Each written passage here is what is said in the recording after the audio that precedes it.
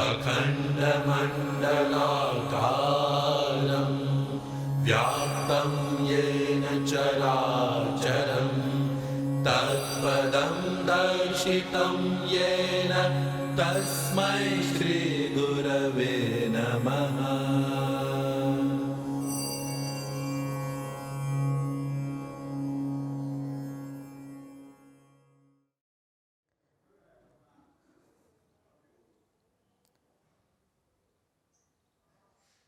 मैं छोटे से किराए के मकान में रहता था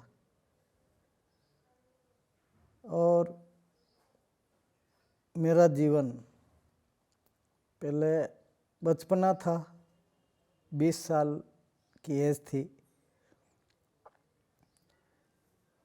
तो उस समय हनुमान जी का मंदिर है, वो हनुमान जी के मंदिर जो महंत मोतीलाल जी नाम था, वो मैं जिस मकान में रहता था उसी मकान में वो भी किराएदार थे, तो मैं भी किराएदार था वहाँ।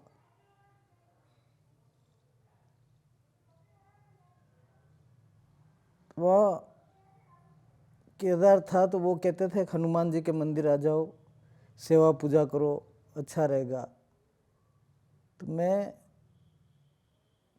कहा हनुमान जी के दर्शन के लिए रोज़ जाता, वहाँ आरती करता। उन्होंने लगा दिया मेरे को काम पे, तो मैं आरती भी करता दोनों समय। तो उनके मन में जो भी हो, मैंने भगवान की पूजा के भाव के हिसाब से मैंने दोनों टाइम सेवा की। आरती उतारता दोनों समय, पानी से ये वो सब काम करके वापस आता, दुकान पे आता, दुकान करता। उस बीच सन 81 में हमारे ये स्वामी चंद्रभूषण जी, उन्होंने बताया छोटी सादड़ी में 1 साल वो रहकर पैदल, पहले कहाँ से वहाँ आए पता नहीं, पैदल वहाँ से निकले और घूमते घूमते, वो पैदल ही घूमते थे उस समय, गाड़ी में नहीं बैठते, कहीं बस में नहीं बैठते, किसी मोटरसाइकिल पे नहीं, और शरीर पे सिर्फ एक लंगोटी, न थैला न चप्पल जूता, ओढ़ने के लिए कहीं मिलता या नहीं मिलता पता नहीं, लेकिन जिस अवस्था में वो पधारे बिंडर, उस अवस्था में एक लंगोटी थी सिर्फ, बाकी कपड़े नहीं थे पहनने का, जब्बा बनियान कुछ भी नहीं। और उस समय काले बाल थे उनके, उम्र लगभग 40 साल 45 साल होगी, 40 साल ही होगी। तो वो घूमते घूमते एक कीर की चौकी चौराया है, वहाँ पहुँचे सन 80 के दरमियान। तो वहाँ एक हमारे वृद्या जी करके पंडित जी थे, वृद्या साहब, वो भी गुजर गए साल भर पहले। वो उनको मिले तो उन्होंने पूछा महाराज जी दम लगाते हो क्या? उन्होंने कहा दम हम क्या होता है? गुरुजी ने कहा दम क्या होता है भाई, कि कहीं आप ये चिलम वगैरह गांजा भांग कुछ गांजा पीते हो क्या? क्या ये सब हम नहीं पीते, नशे से हम दूर है, नशा हम नहीं करते। तुम कहाँ रहते हो? कि मैं यहाँ से 7 किलोमीटर दूर हमारा बिंडर एक गांव है, वहाँ हमारा बहुत बिंडर धार्मिक नगरी है, और आप आओ, बहुत सारे साधु लोग आते हैं। तो उन्होंने कहा हम कहाँ रुकेंगे, कि आप आओ, बगीची वाले हनुमान जी है, वहाँ आपकी व्यवस्था करेंगे। तो हम के दम हम तो नहीं लगाते, तो कोई बात नहीं। फिर भी उन वृद्धा साहब ने कहा कि ये यहाँ से इतना दूर है और बिंडर गांव है, तो उन्होंने कहा हम आएंगे कभी। तो कीर की चौकी से वो निकल गए सीधे नाथद्वारा पैदल। नाथद्वारा श्रीनाथ जी के दर्शन किए, वहाँ से पैदल एकलिंग जी गए। एकलिंग जी के दर्शन करके पता नहीं दर्शन क्यों क्या वो रुके थे वहाँ, और रुक के फिर उदयपुर होते हुए पैदल चल के वो बांसड़ा आए। बांसड़ा आके हनुमान जी का मंदिर है एक, बांसड़ा में अभी भी है, वहाँ सराय में वो सो गए। तो किसी ने देखा कि रात भर कोई साधु है सोया है, खाना के लिए तो पूछा नहीं, लेकिन चाय तो पिलाएं। तो सुबह सुबह उठते हैं तो कोई आदमी आता है कि महाराज चाय पियोगे, उनका पी लेंगे। उस समय वो घूमते थे तो चाय भी पी लेते थे, तो पी लेंगे। तो चाय पी और पूछा कि ये बिंडर कहाँ है, उनका थोड़ी दूर बिंडर है। तो बिंडर आए, बिंडर आने के बाद बस स्टैंड पे पूछा कि बगीची वाले हनुमान जी कहाँ है। तो बगीची वाले हनुमान जी गांव में फेमस थे, तो किसी ने बगीची वाले के हनुमान जी के पूछा कि भाई यहाँ कौन कार्य करता है। तो उस समय हमारे कन्यालाल जी जो अभी कोरोना में डेथ हो गई है, कान जी, नटवर भाई, नाथूलाल, मैं, हम सब एक उस समय ट्रस्ट बनी हुई थी। ट्रस्ट मतलब हनुमान जी का मंदिर का कारोबार देखते थे। वो कन्यालाल जी हमारे अध्यक्ष थे सन 80 में। तो हम शाम को उधर जाते थे, सेवा में करता था। तो वो महाराज जी आए, तो महाराज जी आए भाई, तो कान जी को कहा एक कि ये महाराज आए हैं। तो मोतीलाल जी वहाँ के वो हमारे थे, हम उनको गुरु जी मानते थे। मोतीलाल जी को लाल कपड़े पहनते थे, वो 24 ब्राह्मण थे, गृहस्थी थे, लेकिन वहाँ के मंत्र वही थे और वही संचालन करते और भी उनका लड़का कर रहा। तो वो उन्होंने कहा कान जी आप अध्यक्ष हो तो इनके लिए बर्तन की व्यवस्था और खाने की व्यवस्था कराओ, महाराज आए। तो महाराज को एक वो भांडी थी एल्यूमिनियम की, डेगची जिसको बोलते, तो एक भांडी दे दी और एक तपेली चाय के लिए वो दे दी। तो उन्होंने कहा चाय तो 1 साल 80 तक तो उन्होंने पी, उसके बाद बोला चाय नहीं पीते। तो उस भांडी में वो स्वयं खाना बनाया, 2-4 दिन खाया। फिर 4 दिन में हम लोग गांव में आते, मैं एम्ब्रॉयडरी का काम करता था, मशीन चलाता। तो जो ही मैं मशीन चला के वहाँ जाता सेवा करने, तो आ गए आप, क्या नाम है, मैंने कहा लोकेश नाम है। मेरे से पहले नटवर भाई गए, कान जी मिले, मेरा तीसरा नंबर था साधना में। पहले कान जी को दी साधना, फिर नटवर जी को दी, फिर मेरा भी नंबर आया। मेरे को पूछा, हम क्या है, हम सभी 2-4 लोग थे बीड़ी पीते थे, क्योंकि उनके साथ में रहता, वो बड़े थे उम्र में। नटवर जी मेरे से 7-8 साल 10 साल बड़े, तो ये सब लोग बीड़ी पीते, मैं भी बीड़ी पीना सीख गया 20 साल की एज में। तो मैं भी बीड़ी पीता था, 1 बंडल दिन का पी जाता। तो तुम काम क्या करते हो, उनका मेरे एम्ब्रॉयडरी की दुकान है। कि साड़ी वगैरह आती है, जल जाएगी ना साड़ी वगैरह, बीड़ी पीते हो तो वहाँ दुकान पे पी लेते हो। मैंने कहा हम चुपके से पीते। अच्छा, तो धीरे धीरे 1 साल गुजरा, वो रहे। 1 साल उन्होंने खुद ने बना के खाया। दूसरे साल 82-83 में, फिर पता नहीं 82 में हमारे चंद्रकांत भाई धंधुका वाले अहमदाबाद से गुरुजी का पता पूछ के आ गए, क्योंकि गुरुजी पहले अहमदाबाद रायका जा चुके थे धंधुका, फिर बाद में पैदल घूमते घूमते फिर भिंडर आए। पहले अहमदाबाद की जगह फाइनल, वो धंधुका की जगह फाइनल हो गई, धंधुका रुके थे। मोलगी ये रायका बाद में गए, तो धंधुका से सीधे पैदल निकले थे तो वो भिंडर आया। मतलब छोटी सादड़ी एक घाटी वाले हनुमान जी वहाँ रुके थे 1 साल, फिर 1 साल के दरमियान वहाँ चल के भिंडर आ गए। भिंडर आ गए तो उस दरमियान में उन्होंने सुनाया किस्सा बाद में कि हम एक छोटी सादड़ी गांव में वहाँ रुके थे, वहाँ एक घाटीवाड़ी हनुमान जी है, वहाँ हमको किसी अग्रवाल ने बोला कि इनकी सेवा पूजा करो। तो हम ऐसे ऐसे पानी डाल देते, सेवा पूजा भी उसने कहा है तो करनी पड़ता, हमको वहाँ रुकना था। तो गुरुजी ने कहा ऐसा करते थे।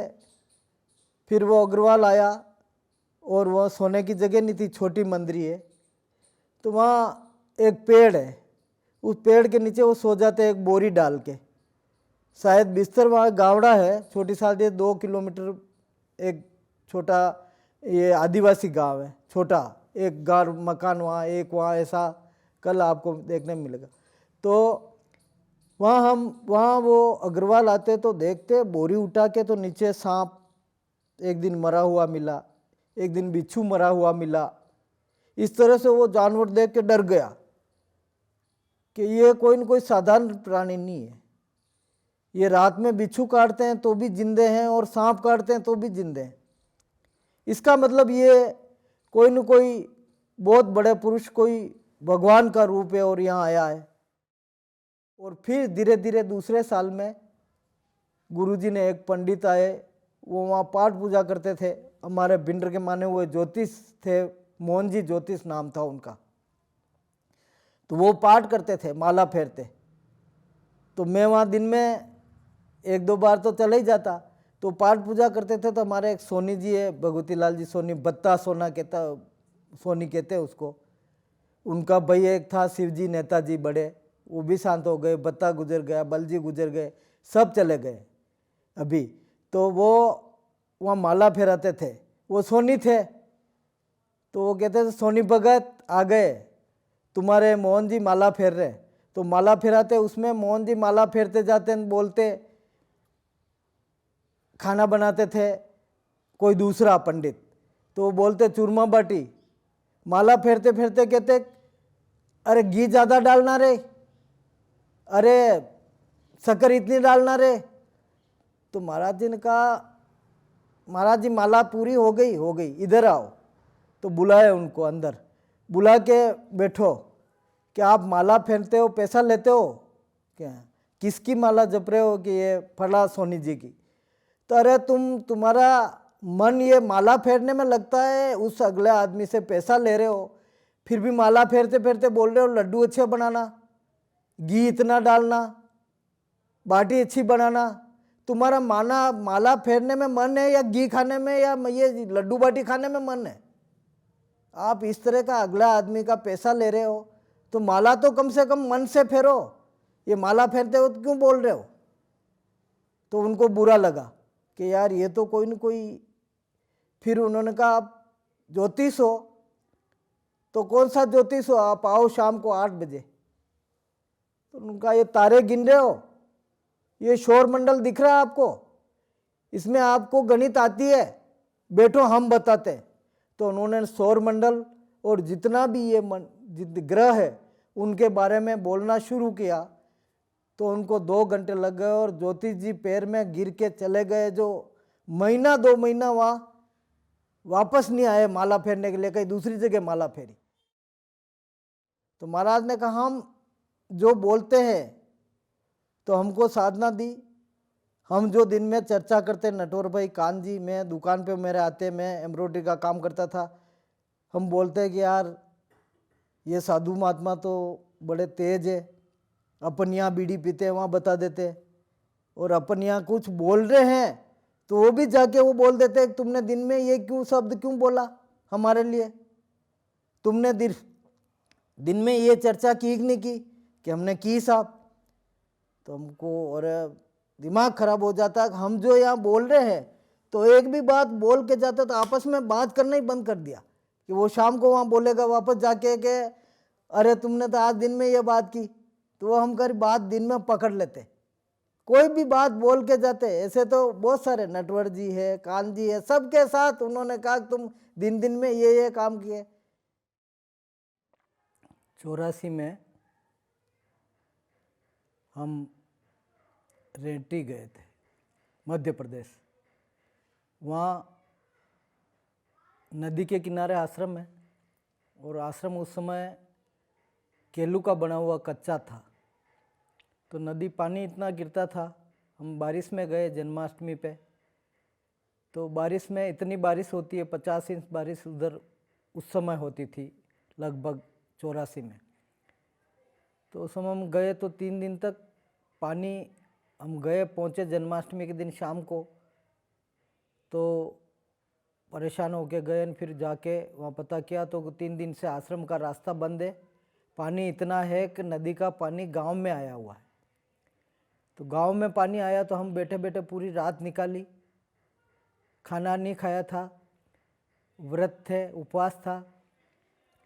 तो पंजरी खा के, वो भगवान का कृष्ण का प्रसाद बनता है, वो खा के हमने कहा, लोगों ने कहा वहाँ कि आप आश्रम 3 दिन से नहीं जा पा रहे हैं, इतना पानी है, तो अब आप नहीं जा पाओगे। हमने कहा हम 500 किलोमीटर से इतने दूर से 2 दिन से चल के यहाँ आए इतनी बारिश में, और इतनी बारिश यहाँ हो रही है तो क्या होगा हमारा, हम तो गुरुजी के यहाँ जाएंगे, चाहे मर जाएंगे लेकिन जाएंगे। तो जब सुबह हुआ, पूरी रात भर बैठे रहे, खाट पे बैठे बैठे निकाली हमने, इतनी व्यवस्था नहीं थी कि हम सो सकें उस समय, और हमको किसी ने सुलाया भी नहीं, तो जहाँ रुके थे वहाँ बैठे बैठे रात निकाली, बारिश में कहाँ जावें। तो वहाँ जो मकान मालिक था महेश दयाल, जिसने ज़मीन दी थी आश्रम बनाने के लिए, उसके घर पे रुके। फिर सवेरे होते होते किसी ने हमको आके बताया कि नदी का पानी कम हो रहा है। तो हम जैसे जैसे दिन उगते गया, 6 बजे 7 बजे तो हमको पता लगा कि पानी बहुत कम हो गया है और आप जा सकते हो। तो हमें आश्चर्य हुआ, वहाँ से दौड़े तो गए वहाँ, तो हमारे कानजी सोनी है वो बहुत लंबे थे, तो उनका एक पैर, वो दलदल ज़मीन है तो पानी में एक पैर अंदर उतर गया। तो हमने सब ने मिल के उन तोक को उनको निकाला और गुरुजी का नाम लिया, गुरुदेव बचाओ हम मर जाएंगे, ये अंदर जा रहा, पैर अंदर चला गया।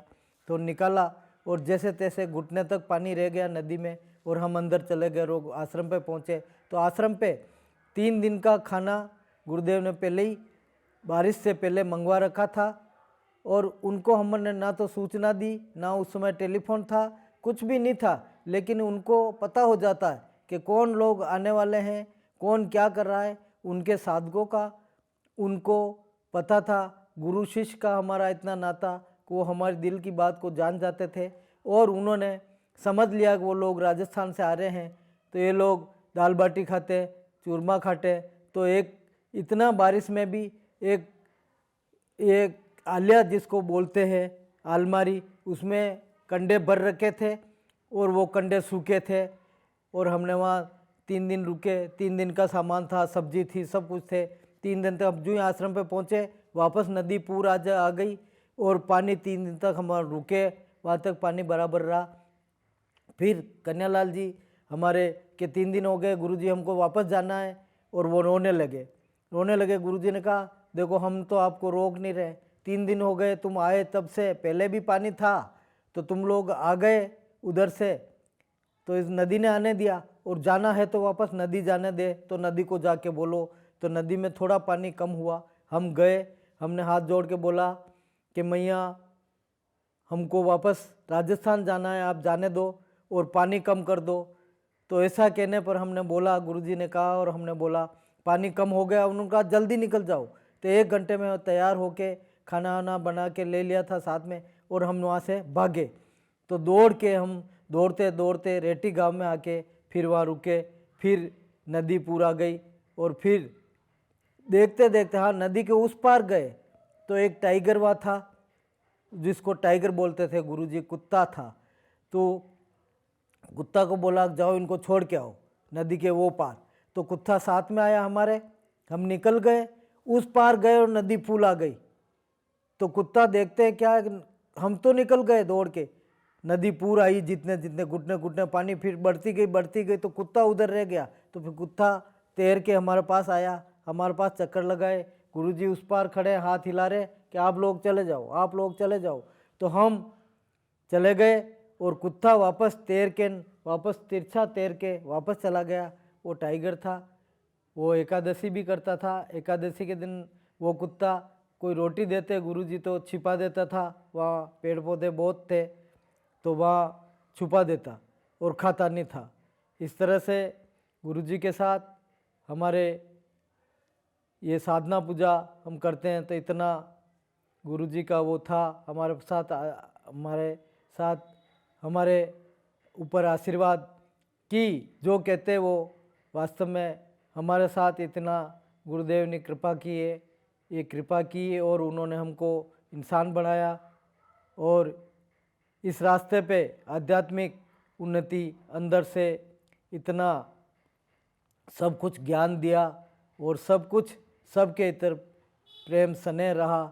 तो इस तरह से ये सारा हम गुरुजी के आज भी उन्होंने वर्षों तक हमको बताया नहीं कि हम इनसे हमारे आनंद मूर्ति जी गुरुदेव है, तो उनके गुरु भी, उन्होंने कहा हमारे गुरु भी यही है, आपके भी अब यही रहेंगे। तो हमने सहर्ष स्वीकार किया।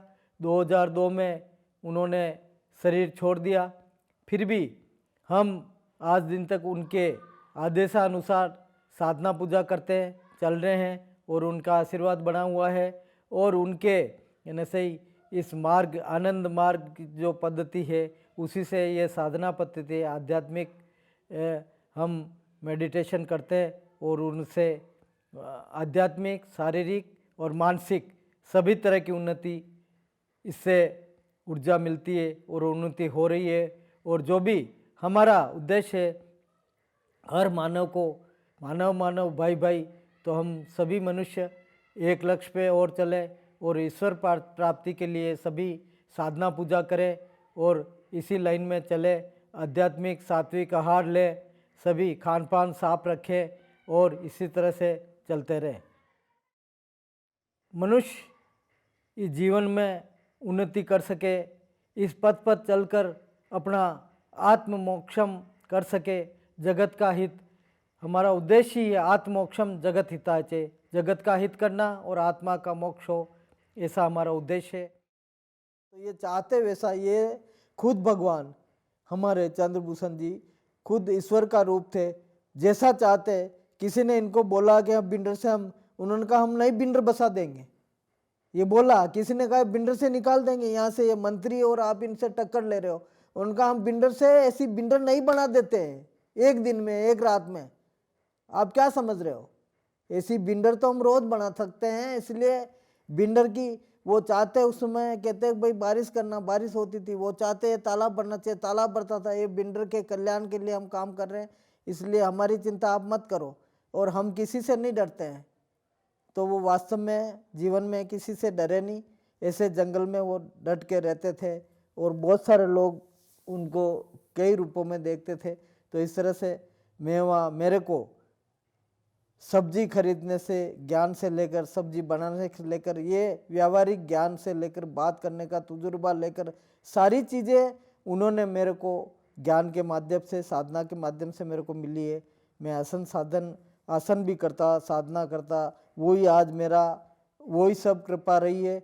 ये साधना के माध्यम से ही हमने, हमारे जो बिंडर में सारे गुरु भाई वगैरह हैं, सबके साथ उनकी कृपा आज भी बनी हुई है। 20 साल तक हम रहे, हमको ना कोई मार्ग का पता था, ना कोई आनंद मार्ग जानते थे, ना कुछ जानते थे। हम जानते थे एक ही हमारे गुरुदेव, जिनके साथ हम रेंटी साल भर में, जो हम एक रेंटी, मौलगी, रायका, बिंडर, हम वो पूर्णिमा का जो अवसर मनाते रहते थे, कमल का फूल अर्पित करके, वैसे मनाते रहे। वर्षों तक ये कार्यक्रम बिल्कुल चलता रहा। साल भर से हमारे को इंतज़ार रहता, बड़ी बस करते, 50-50 लोग हम एक बस में भर के जाते हुए, एक साल में अब कब जा रहे हैं, कब जा रहे हैं। एक साल से हम तैयारी करते कि अब ये पूर्णिमा आ रही है, पूर्णिमा आ रही है, गुरुदेव ले जाएंगे, गुरुदेव ले जाए थे।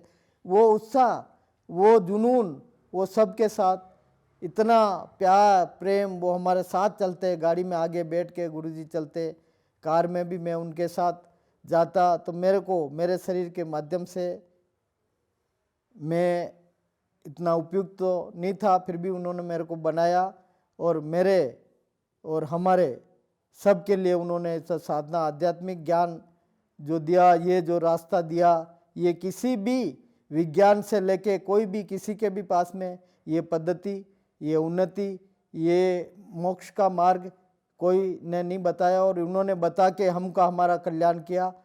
इसलिए मैं तो बोलने के लिए तो दिन रात बोलूं तो शायद 20 साल का ये बोले ही जाऊं, तो बहुत सारे ऐसे उनके साथ रहने का मौका मिला। तो बहुत सारी चीज़ें हैं, बहुत सारे ये है।